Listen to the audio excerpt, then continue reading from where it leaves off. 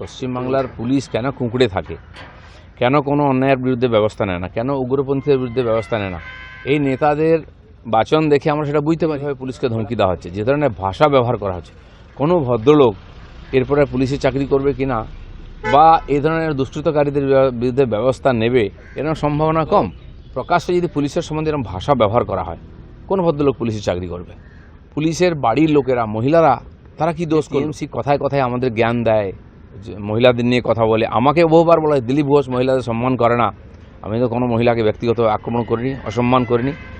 আজ শশী পাঁজার মতো যারা মহিলারা বা কাকলি ঘোষ দস্তিদার যারা ঝাঁপিয়ে পড়েন, আমাদের পার্টি অফিসের সামনে ধর্ণা দেন, তারা আজকে যাবেন কি অনুব্রতর বাড়ির সামনে ধর্ণা দিতে? শশী পাঁজাকে আমি জিজ্ঞেস করছি, আপনি একজন মন্ত্রী, একজন ডাক্তার, প্রতিষ্ঠিত নাগরিক, আপনি আমাদের জ্ঞান দেন, যান আজকে।